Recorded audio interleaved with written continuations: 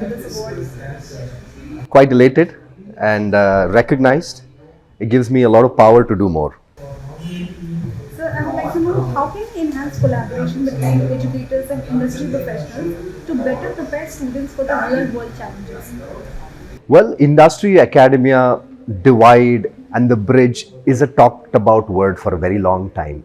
This seriously needs to be addressed, and that has taken us decade over decades to find innovative ways to sort of address that. But now with technology you can do more, and technology seems to be doing this at every aspect. I'll give you 2-3 examples. Students today can have mentorship online. Now, it's not something new, but online collaborative tools have advanced so much. Today, a student who is from a certain background, academic background, aspires to get into a certain sector or an industry, and so on and so forth, can have a perfect match to a mentor sitting miles away and getting mentored and tutored in the right direction. He will or she will shadow that individual, and there is a cross learning. As much as the student learns from the mentor also learns from the student. So it's both ways. I think this is one such way that this gap is bridged. But other than that, critical thinking, you said, well, there are experiential learning environments or atmospheres that you can create in the campus by giving students enough opportunities for them to engage themselves in activities. And today we heard Dr. Sahasrabudhe mention about giving credits to these extracurricular mural activities. By doing that and mapping all of that so that it comes out in their grade, students outside of the classroom challenge themselves and almost in a fun way sort of build that analytical ability and problem solving ability. One of the most important things, and the third one on this area, is being transdisciplinary. It's no more a linear approach that I'm studying this, I will only learn this. The world is not prepared for that, or rather you will not be prepared for the world outside. You must know humanities, you must know social sciences, you must know engineering if you are in that field, you must know business or your functional area. And when you are out there in the company or industry, they expect you to be job ready, market ready, from the word go. So you cannot be taking your own sweet time to prepare yourself. So when students go to this transdisciplinary approach, thanks to NEP and the way in which it sort of helps the student navigate these challenges, and preparedness from universities and colleges is also important for them to give a choice-based credit framework, a system in the ecosystem. So I think these and much more are ways that we can address this gap that exists, and this gap has been spoken for years, as I mentioned, but I think it's high time we can bridge this through these simple solutions, and the atmosphere, the ecosystem is ready for this. It was absolutely insightful, sir. Sir, what roles would standardized testing play in evaluating students in school performance, and are there any better alternatives? Well, standardized testings are good, but you need to assess a student every day. A student now today does not learn just from the classroom or from a lecture. He learns from a plethora of things during the day.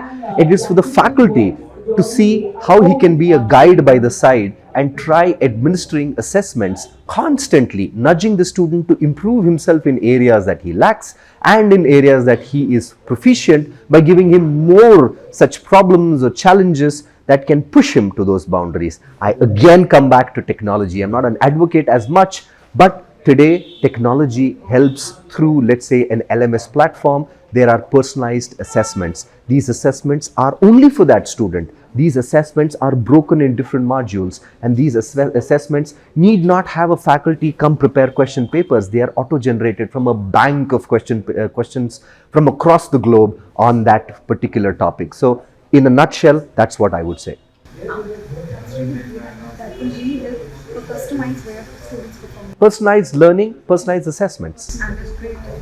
So, last question I would like to ask: what roles should social and emotional learning play in the curriculum, and how can it be effectively incorporated into the education system? Well, you can't really teach emotional learning, social learning. You need to have that environment created. Imagine a scenario. You have an AR VR lab, which we do, and you have students putting on their headgear, and they have to, the class is to learn a foreign language or a different language. He goes through that simulation and a real world scenario of walking on the streets of Russia, talking in the Russian language, buying fruits and vegetables, right? Imagine this scenario, right? You can then extrapolate that. This is in a simulated environment. Extrapolate that in a real world scenario where you have small groups where they're given a certain assignment. It could be talking, it could be problem solving, it could be a group project. When they are pushed for such environments, that's where people learn people skills. Students try and see how they identify their own personalities, their own shortcomings, and bridge that, and not just compete with humans, but collaborate with humans. I think an emotional quotient to this truly comes with a lot of emotional intelligent workshops that universities can do. It could be right from yoga to open up his mind, right to clubs that sort of address the mental issues that students and at least everyone faces. It's an environment that is to be created, social, emotional, on a personal level. And I don't again want to touch upon technology, but let me tell you something. Today, there are companies, in fact, Alliance University is on a project where we are capturing unstructured data from classrooms through the lecture capturing systems. We have a layer of artificial intelligence. What is unstructured data?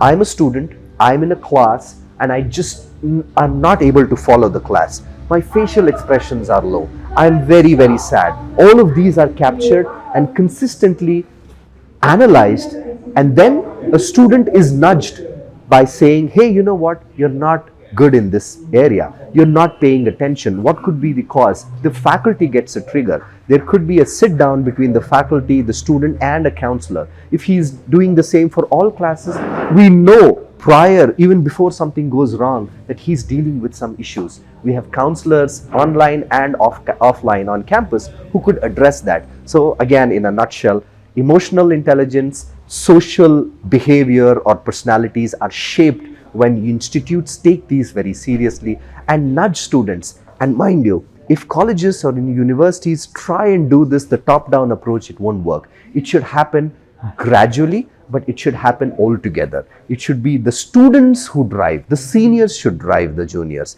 I think that kind of an environment to be fostered for students to actually uplift their emotional intelligence and also their social quotient. So working in this sense for students will be very beneficial. Well, that's the idea. Thank you so much, sir. Thank you. Thank you.